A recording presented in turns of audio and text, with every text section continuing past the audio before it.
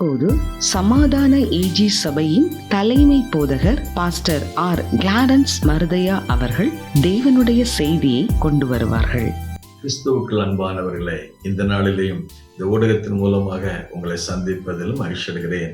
நேற்று த promise of God ஏசாயா 54 அதிகாரம் 1 வாசித்து பார்க்கும் பொழுது த ப்ராமிஸ் ஆஃப் காட் என்று சொல்லி பார்த்தோம்.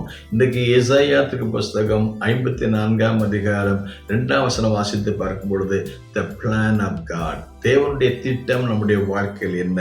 உன் வாசஸ்தலங்கள் விரிவாகட்டும், உன் கூடாரத்தின் எல்லைகளை நீ விசாலமாக்கு, அதை தடை செய்யாதே என்று கர்த்தர் சொல்வதை பற்றி வாசித்து பார்க்கிறோம்.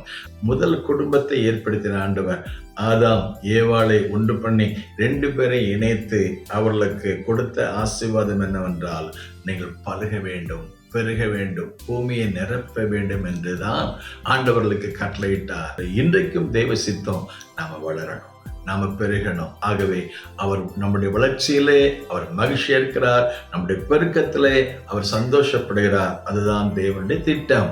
அதை முதல் குடும்பத்திலே பார்க்கிறோம்.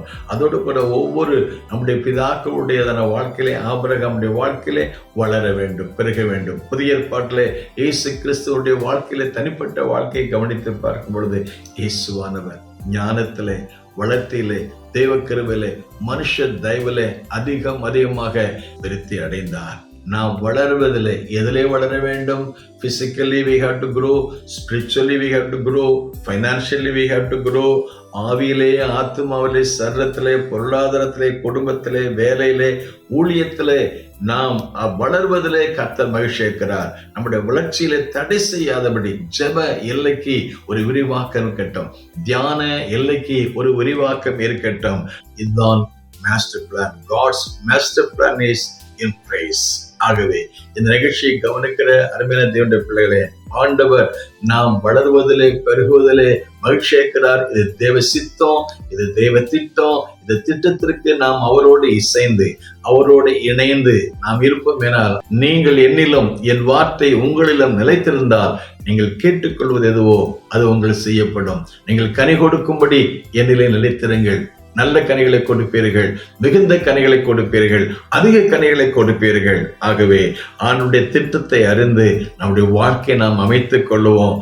உன்னுடைய வாசஸ்தலத்தினுடைய எல்லை விரிவாக இருக்கட்டும், தடை செய்யாதே. அதனுடைய எல்லை விரிவாக்கும்படி நாம் ஆண்டவருடைய கரத்திலே கேட்போமாக. அவருடைய சித்தத்தை அறிந்து கொள்வோம், திட்டத்தை அறிந்து கொள்வோம். அப்பொழுது நாம் நினைப்பதற்கும் வேண்டிக் கொள்வதற்கும் மேல செய்கிற தெய்வம் அவருடைய திட்டத்தை அறிந்து திட்டத்துக்கு ஏற்றபடி நம்முடைய வாழ்க்கை அமைத்துக் கொள்வோம். அவரோடு இசைந்திருப்போம், நல்ல பலனை கொடுப்போம். கர்த்தர் நம்மை ஆசீர்வதிப்பாராக. God bless you.